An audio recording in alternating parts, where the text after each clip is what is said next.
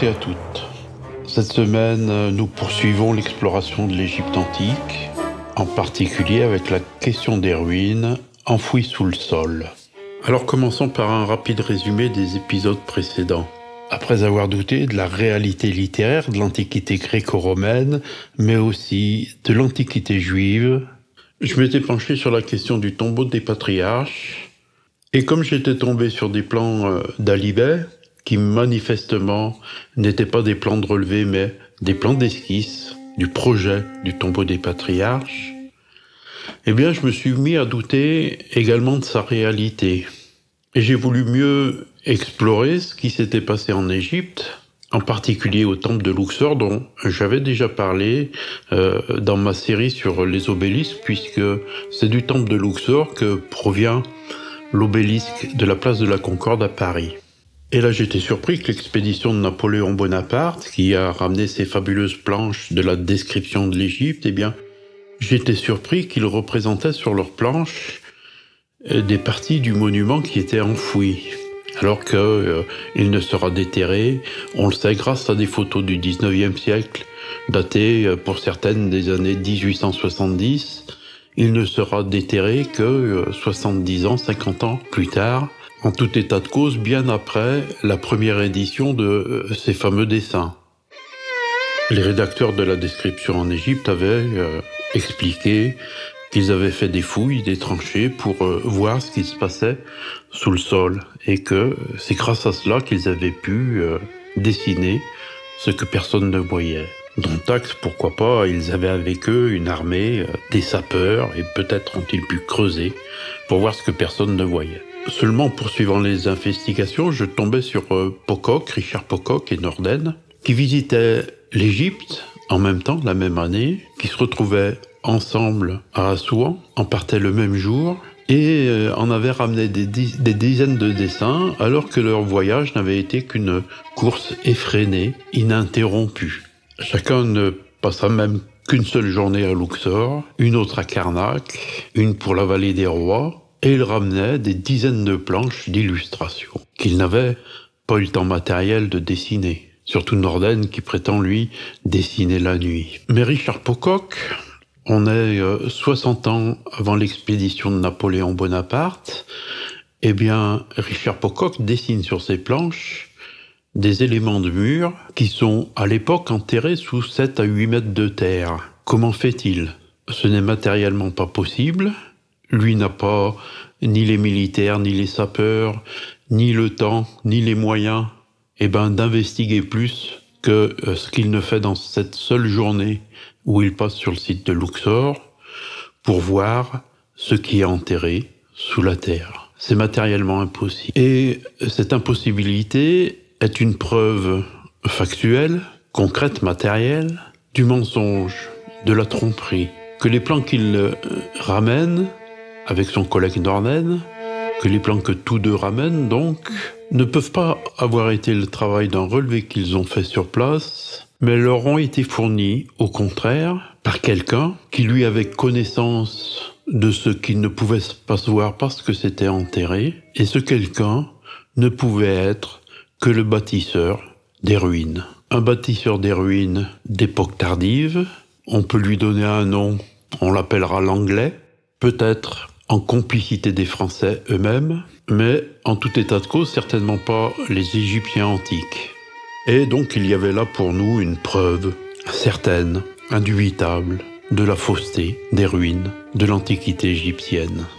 Fausseté des ruines de l'Antiquité égyptienne qui confirme notre propos sur la fausseté de la littérature de l'Antiquité gréco-romaine, l'Antiquité égyptienne et l'Antiquité mésopotamienne. Toute cette littérature est en réalité une littérature forgée, fabriquée, à partir du XIVe ou du XVe siècle par l'Occident chrétien. Et ils le font à l'évidence dans la perspective du projet sioniste, de la conquête du Proche-Orient, afin de dominer le monde, au prétexte inventé du retour d'un peuple juif inventé dans un royaume d'Israël inventé en Palestine. L'histoire est un mensonge à visée coloniale, un mensonge criminel, un mensonge qui tue encore aujourd'hui des êtres humains, des enfants, dans les écoles de Gaza. Et puis, dans notre parcours, on tombait sur James Bruce, un Écossais, je crois, qui faisait cette réflexion, c'est que les colosses de même nom, on les trouve montés sur leur socle apparent.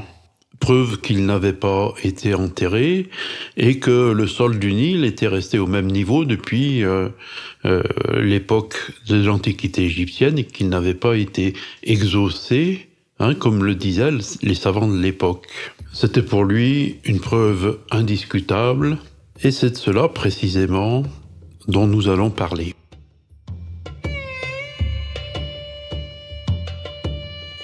Si l'histoire est pour l'essentiel l'étude des documents écrits, l'archéologie est l'étude des choses enfouies. Un archéologue est quelqu'un qui gratte la terre, qui creuse, à la recherche du vestige du passé. En Égypte, 3 phénomènes se sont conjugués pour enterrer les ruines égyptiennes. Le premier est le vent du désert qui transporte du sable et qui vient recouvrir les objets. Le second est le phénomène du tel, c'est-à-dire que la ville, en se régénérant, se construit sur les ruines précédentes. Elle se rehausse au fil des siècles. Et le troisième, c'est ce que les savants ont appelé l'exhaussement de la vallée du Nil, qui veut que chaque année, le Nil déborde, envahisse les terres et dépose à sa suite des limons, des alluvions, qui, d'année en année, rehausse le sol. Alors notre propos n'est pas de remettre en cause ces phénomènes. D'abord, nous n'avons pas la science pour le faire. Et puis finalement, ils paraissent assez logiques, assez cohérents, pour ne pas avoir comme ça à les remettre en cause. Ce n'est pas du tout notre propos et nous n'allons pas aller dans cette direction. Ce que nous voulons simplement faire, c'est examiner les objets, les situations qu'on nous montre et s'interroger sur la cohérence de ces objets vis-à-vis de ces phénomènes. Nous avons examiné dans des vidéos précédentes le cas de Pompéi, enfoui pour le bonheur des archéologues sous les cendres du Vésuve, les cendres se présentant comme un agent conservateur, figeant la situation de Pompéi dans un passé lointain que les archéologues et les historiens pouvaient étudier tout à loisir, comme s'ils étaient rendus sur place. Alors que les mêmes villes du passé, qui sont restées à la surface de la Terre, elles ont disparu dans le néant, transformées, réutilisées, détruites. Mais Pompéi s'était conservé comme un bon saucisson dans la cendre. Las, nous avions vu qu'il ne s'agissait que d'une arnaque, une escroquerie, un canular monté de toutes pièces pour des raisons idéologiques, dogmatiques, à l'époque moderne, au XVIe siècle, au XVIIe siècle ou peut-être même au XVIIIe siècle, nous n'en savons rien. Alors il existe un 4e cas de figure, voire un 5e si on compte Pompéi et les cendres volcaniques. C'est l'auto-enfouissement. Aux confins de l'Irak et de la Turquie, il y a 10 000 ans, dans un endroit désert au sommet d'une montagne, ils ont creusé un trou et ont construit un temple. Et quelques siècles plus tard, peut-être un millénaire plus tard, ils ont rebouché le trou, ils ont enterré le temple. On en fera peut-être une vidéo, parce que là on est quand même dans l'apothéose du foutage de gueule. Et puis, comme je l'ai dit dans mon introduction, nous avons examiné Luxor. Si Pocock est capable de dessiner des ruines qui ne sont pas visibles parce qu'elles sont enterrées à l'époque où il visite Luxor, c'est que l'enterrement de ces ruines a été fait de façon artificielle et ne correspond certainement pas à aucun de ces phénomènes décrits. Et nous voulons donc aller un petit peu plus loin dans cette réflexion.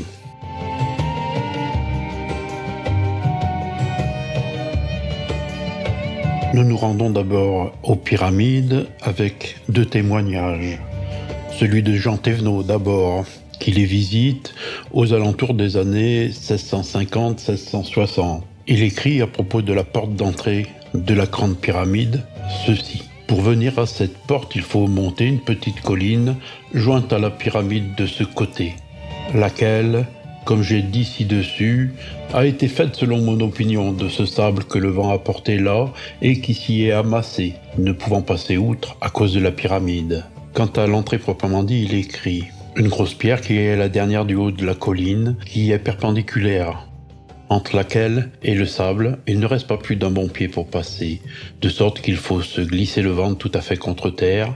Encore vous grattez-vous le dos contre la dite pierre, à moins que vous ne soyez fort menu. » Plus loin, toutefois ce passage serait aisé et sans peine si les morts voulaient bien nettoyer le trou, c'est-à-dire en ôter beaucoup de sable, car j'y retournais une autre fois qu'on nous a dit que les gens du Bacha y avaient été 3 jours auparavant. Étant curieux de voir ce qui pouvait obliger les Francs à y entrer, parce qu'il n'y a que les Francs qui y aillent. Et nous trouvâmes le passage si net et si facile que nous y passâmes sans mettre le ventre, ni même les genoux à terre. Et je ne doute point qu'il y ait même hauteur à cet endroit qu'à l'entrée de la pyramide, mais le vent y portant beaucoup de sable, il s'en amasse en ce lieu, et les morts qui sont fort fainéants de leur naturel, quand ils en ont ôté 2 ou 3 charges, n'en ôtent plus, si ce n'est à force d'argent. Encore faut-il ajouter quelques menaces de coups de bâton, ce que les chrétiens ne sauraient faire, ni ne doivent pas souhaiter que leur janissaire le fasse, de crainte de sa vie. Alors il y a un autre témoignage, cette fois d'un Hollandais, d'un peintre hollandais, Cornelis de Bruyne, Corneille Lebrun, et qui visite la pyramide aux alentours de 1680, et qui écrit ceci. Il faut même, avant de venir à cette ouverture, monter sur une petite colline qui est vis-à-vis de cette entrée, tout auprès de la pyramide, et qui sans doute s'y est élevée du sable que le vent y a poussé, et qui ne pouvant être porté plus loin à cause de la pyramide qui l'arrêtait, s'est entassé l'un sur l'autre. Donc on le voit, c'est une description un petit peu analogue. Il faudrait examiner plus avant le texte, mais on voit bien à certains détails que c'est un plagiat, l'un a copié sur l'autre. Et il raconte des choses qui sont assez similaires. C'est à ce Cornelis de Bruyne qu'on doit la première représentation graphique de la grande galerie qui monte à la chambre du roi. D'ailleurs, de Bruyne cite Thévenot, donc il s'est inspiré dans son récit de ce que Thévenot a déjà raconté. Ce qui bien sûr ne veut rien dire de la réalité effective du voyage de l'un et l'autre. Ce n'est pas parce qu'un voyageur en plagie un autre que ce voyageur est un faux voyageur, et vice-versa. Après, évidemment, il y aurait une lecture attentive à faire pour se demander si ce qu'ils racontent, l'un et l'autre, correspond à la réalité. Par exemple, De Bruyne écrit à propos de la chambre du roi. « Avant que nous fussions montés, on m'avait dit que dans cette chambre, à main droite, en entrant, il y avait un trou par où l'on pouvait entrer dans un autre appartement, et de là encore dans une autre allée. Je cherchais donc ce trou lorsque je fus entré dans la chambre, et je le trouvais sans beaucoup de peine. Après que j'eus remarqué avec ma chandelle qu'il n'y avait pas plus de 5 ou 6 pieds de profondeur, je me fis descendre dedans, et je n'y trouvais rien autre chose qu'un petit espace carré si plein de chauves-souris, qu'elles me volaient partout autour du visage, jusqu'à me faire peur, de sorte que j'eus bien de la peine à empêcher que ma lumière ne s'éteignît. » Donc perso, cette petite chambre qu'il décrit comme s'il y est descendu, je vois pas de quoi il parle. Et pourtant, il donne des détails très précis de sa visite dans cette pièce. Alors cette butte de sable devant l'entrée de la pyramide, on la trouve devant au moins 2 illustrations, une de Sieur de Montconi et l'autre de Delaboulaye le Gouze, qui visitent tous les deux bien les pyramides à peu près à la même époque, c'est-à-dire aux alentours de 1645-1650. Dans le texte de Delaboulaye le Gouze, eh bien, on retrouve les mêmes indications de plagiat, des plagiats partagés avec Thévenot et De Bruyne. Tout cela, eh bien, mériterait d'être mis à plat pour y voir un petit peu plus clair. Sont-ils réellement allés visiter les pyramides? Lequel de ceux-là les a réellement visités? Ce qu'ils racontent est-il exact? Eh bien, ce sont des questions qu'on peut se poser. Il faudra, je pense, que dans les semaines ou les mois à venir, je pense que j'aurai l'occasion de revenir sur les pyramides et me pencher davantage sur ces récits de voyageurs. Mais pour le moment, j'en suis pas là. Je suis en train de parler de la question de l'enterrement des ruines d'Égypte. Et en particulier, de considérer la question du sable transporté par les vents. Alors il se trouve effectivement qu'en Égypte, il y a un vent de sable, un vent qui transporte du sable, du nom de Khamsin. Ce vent, nous, on le connaît en Europe, on le connaît en France sous le nom de Sirocco. C'est un vent qui souffle depuis le sud et qui souffle pendant plusieurs jours et peut même être accompagné de fortes rafales, pouvant arracher les feuilles des arbres. Il y a un autre vent plus impétueux, plus soudain, plus violent, du nom de Simoun, et dont la direction est moins certaine. Le nom Khamsin viendrait de 50, parce que ce vent-là serait censé souffler pendant 50 jours au printemps en Égypte. Donc voilà, tout s'explique. L'ensablement de l'entrée de la pyramide est causé par les vents de sable, les vents du désert. Mais néanmoins, on peut se poser quelques questions. D'abord sur la quantité de ces sables, puisque les voyageurs, je crois que c'est Thévenot qui parle qu'ils sont constamment obligés de retirer du sable de cette entrée et que le sable finalement monte à une hauteur telle qu'ils sont obligés de rentrer à plat ventre alors qu'ils pourraient se tenir quasi debout, quoi. Et chaque fois qu'il y a un nouveau visiteur qui se pointe à la pyramide, alors apparemment ça semble assez rare, il n'y a que les Francs, nous dit-il, c'est-à-dire les Européens occidentaux qui rentrent dans la pyramide. Donc c'est assez rare, mais à chaque fois, elle est à nouveau bouchée par des sables. Et puis il y a les sables qui sont en butte devant cette entrée. On se demande, Thévenot et un autre, ils nous disent que la pyramide a arrêté le sable à cet endroit-là, arrêté le sable poussé par le vent et pas aller plus loin, sauf que on est sur la façade nord et que le vent en question, qui souffle habituellement en Égypte au printemps, c'est un vent du sud. Donc on aurait pu penser que l'accumulation de sable se fasse plutôt du côté du sud et pas du côté nord. Et puis si cette accumulation de sable se fait du côté nord, on peut se poser la question de savoir pourquoi. On n'en a pas autant à côté de sa sœur jumelle, l'autre grande pyramide du plateau de Gizeh. Cette butte de sable, on l'a que sur la première, celle de Khéops. Et puis enfin, une autre remarque, c'est que ce sable donc qui est amené chaque année par les vents du sud, pourquoi il ne vient pas ensabler les pierres de la pyramide, qui devraient finalement se trouver couvertes plus ou moins en permanence de dépôts sableux. Et puis, ce qui n'a pas l'air le cas. J'imagine qu'ils ne sont pas sans cesse en train de nettoyer les pyramides pour ôter le sable que le vent ramène. Donc, effectivement, il y a peut-être des vents de sable, il y a peut-être du sable qui est ramené du désert par ces vents, mais il n'est peut-être pas en aussi grande quantité que les voyageurs avaient tendance à le dire. Ça paraît pas tout à fait cohérent.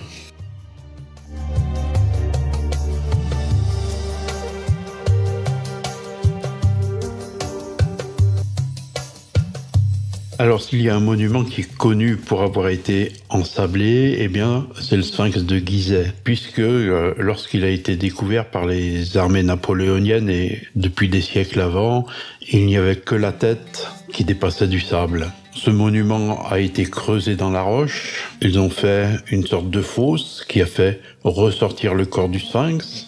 La tête a probablement été taillée dans un rocher qui était présent dès l'origine. Et puis, cette fosse, au fil des années, s'est remplie par le sable. Donc, il ne s'agit pas, évidemment, de l'exhaussement du sol de l'Égypte à cause des crues du Nil. Il ne s'agit pas plus d'un tel, c'est-à-dire d'une ville qui s'est construite sur la ville et qui a rempli petit à petit le trou. Il s'agit simplement de l'amener du sable par le vent au fil des siècles. Alors avant d'aller plus avant, je voudrais revenir sur la question des traces d'érosion qu'on trouve autour du sphinx.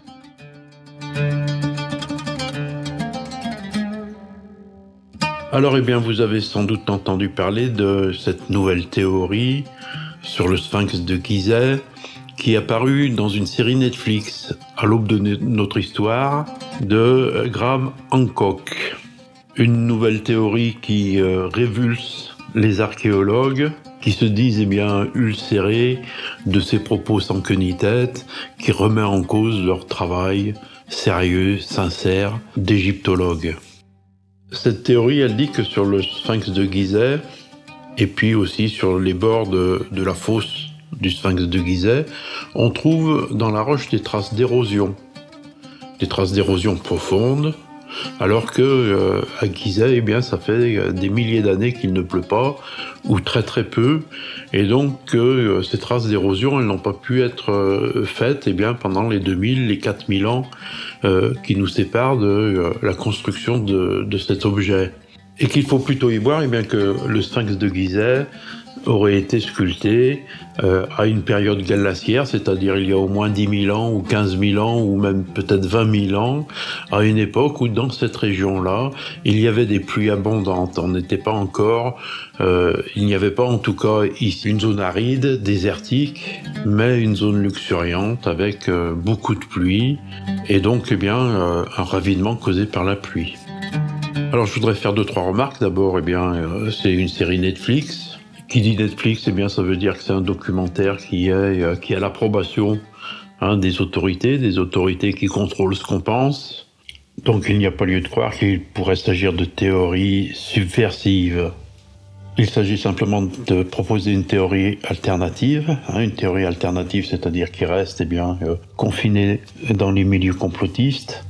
À mon avis, en fait, il s'agit d'un contre-feu, puisque de plus en plus de gens se rendent compte que les Égyptiens, tels qu'ils sont décrits, n'avaient pas les moyens technologiques, en particulier pour la taille de la pierre, de construire ces grands édifices.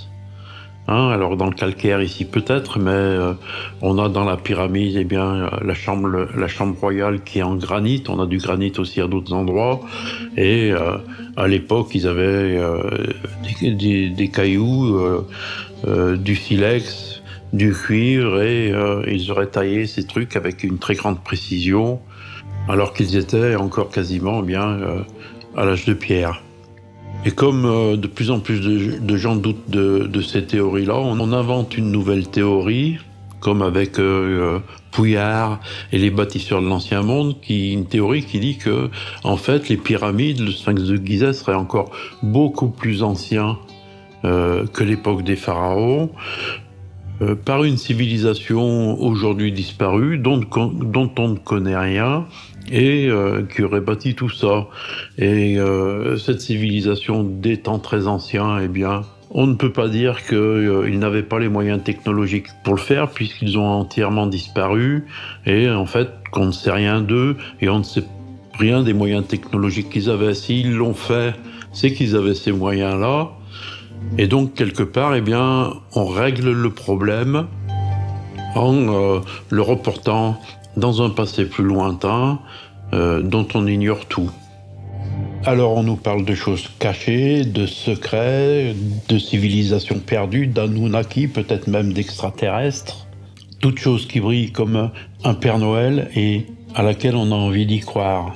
Mais c'est simplement pour qu'on ne regarde pas dans la bonne direction. Alors qu'il faut surtout pas que les gens se mettent à penser que plutôt que ce soit plus lointain, c'est plus récent. Parce que si c'est plus récent, on va arriver fatalement à penser que c'est une construction aux époques modernes. C'est-à-dire il y a quelques siècles seulement. Et alors là, c'est une remise en cause violente des théories des égyptologues. Penser-là permet d'envisager que ces constructions sont en réalité un canular, une escroquerie voulue par le pouvoir, mais le pouvoir qui est finalement toujours en place actuellement. Parce que le pouvoir de notre époque, c'est encore le pouvoir qu'on avait au XVe ou au XVIe siècle. C'est la continuité de ces gens qui sont toujours là.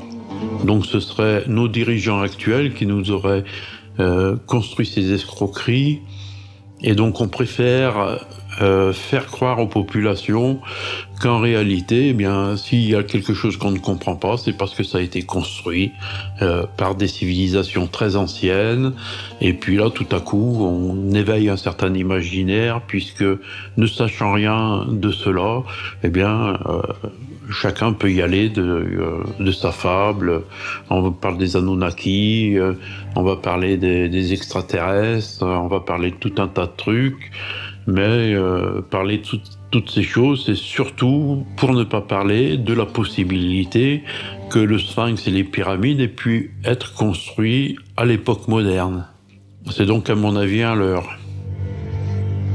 Et puis deuxième chose que moi je voudrais faire remarquer, alors bon, moi je vais pas du tout dans cette direction, c'est-à-dire que a priori je n'y crois pas, je vais pas travailler le sujet plus que ça, mais je remarque simplement une chose, c'est que on nous montre, là on est sur la façade sud de la fosse, on nous montre ces grandes traces et profondes traces d'érosion, et moi je pose la question, d'où venait l'eau?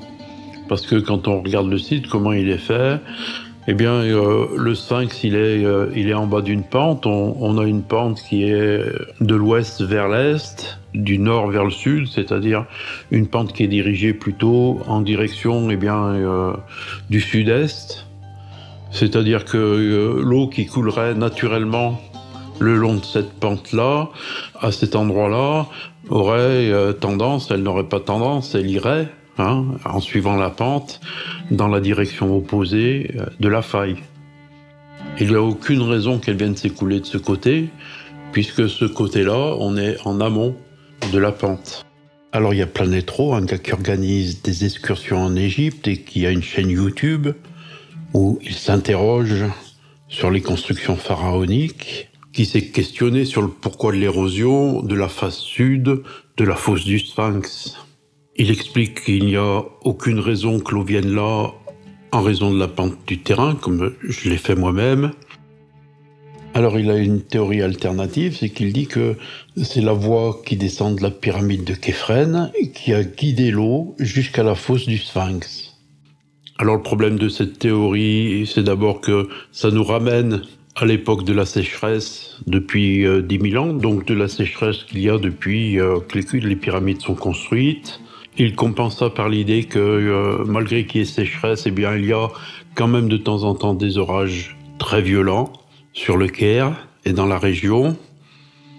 Et puis que le calcaire, ici, est un calcaire très friable et donc il est assez facile que se créent des ravines dues à la pluie. Alors c'est une théorie qui est bien belle, mais si l'eau était conduite là par la voie qui descend de la pyramide, elle serait conduite dans l'angle, elle se ferait un chemin dans l'angle et tout viendrait débouler à cet endroit, plus ou moins à cet endroit-là, alors qu'on voit très bien que les ravines le long de cette paroi sud sont réparties de façon très régulière, comme si à chaque fois il y avait une arrivée d'eau régulière tout le long de cette face sud. Perso, je pense que sa solution n'est pas une véritable réponse à ce problème.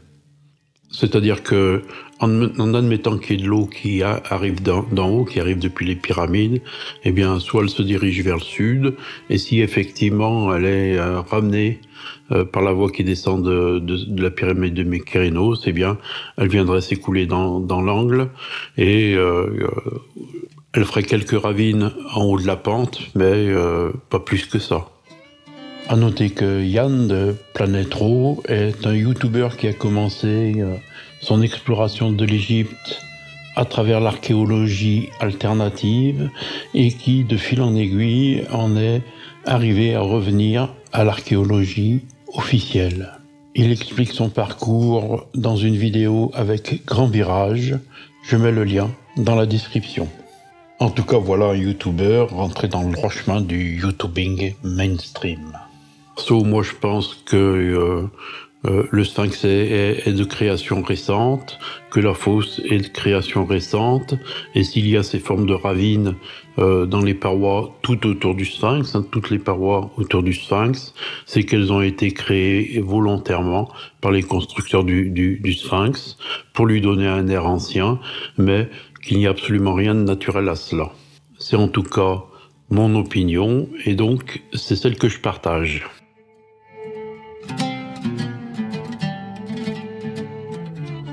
Ensablé. Oui, les Égyptiens, ils ont creusé un trou, ils ont fait une plateforme, il s'est passé des milliers d'années, on est au bord du désert, le sable du désert est venu remplir le trou. Tout va bien, c'est logique, il n'y a pas à se poser de questions. Par contre, eh bien, si le trou a été rempli par les vents de sable, on devrait le trouver rempli exclusivement par du sable. Et sur des photos anciennes, j'ai quand même l'impression de voir beaucoup de pierres, beaucoup de cailloux.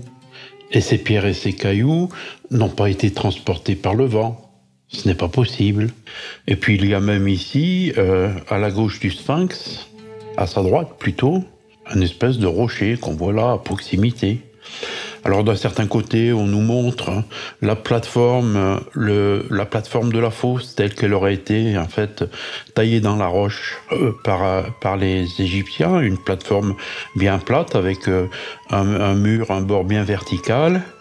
Et pourtant, sur ces photos, on y voit un rocher en plein milieu, un rocher qui aujourd'hui n'est plus là.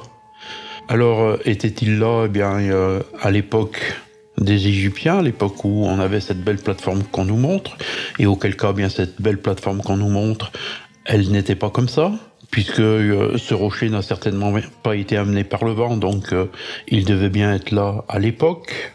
Soit la belle plateforme qu'on nous montre, eh bien, ce n'est pas la plateforme des Égyptiens, c'est autre chose. Mais en tout état de cause, le rocher et la plateforme, eh bien, c'est deux choses qui ne vont pas ensemble. Sauf que le rocher qu'on voit sur les photos, on sait qu'il est vrai, alors que la plateforme, eh ben, on est seulement obligé d'y croire. Donc non, hein, le vent ne transporte pas des pierres, il ne transporte même pas du sable, il transporte de la poussière, des matières fines. Il peut déplacer du sable en le faisant rouler au sol, c'est le phénomène des dunes, mais il ne déplace pas des pierres, et encore moins des rochers. Donc non, la fosse du Sphinx, eh bien, n'a pas été remplie par le vent, elle a été remplie par autre chose. Ce n'est pas les inondations du Nil, ce n'est pas des constructions qui sont accumulées à cet endroit, mais c'est autre chose, c'est-à-dire un enfouissement volontaire de main d'homme. Donc nous allons en rester là pour aujourd'hui. Évidemment, nous n'en avons pas terminé, puisque nous n'avons ni parlé de l'exhaussement de la vallée du Nil, ni de l'enfouissement par le principe du tel, de la ville qui s'enfouit elle-même. Donc il y aura une deuxième partie à cette vidéo. Et puis petit à petit, nous allons commencer à nous intéresser aux récits de voyageurs. L'idée est un petit peu la suivante, c'est-à-dire de faire une lecture des récits de voyage, avec pour l'essentiel 3 catégories de voyageurs, les voyageurs antiques, les voyageurs musulmans du Moyen-Âge, et puis les voyageurs occidentaux de la Renaissance. Et donc, regardez ce qu'ils ont dit, à la fois sur l'Égypte, les pyramides, le Sphinx, Thèbes, Luxor, et puis sur la Palestine, avec Jérusalem et Hébron. Mon intention est donc de faire une sorte de fiche de lecture pour chacun de ces auteurs, et que je ferai au fur et à mesure de ma recherche. Je vais les prendre dans l'ordre en partant par les plus anciens, les soi-disant plus anciens. Donc on commencera à tout seigneur, tout honneur, évidemment par Hérodote. Et puis pour chacun, faire une courte vidéo, bien rendant compte de cette recherche. Une sorte de note de lecture en vidéo pour chacun des voyageurs. Ça sera des vidéos qui vraisemblablement seront assez courtes et qui seront publiées comme elles viennent au fur et à mesure de l'avancée de cette recherche.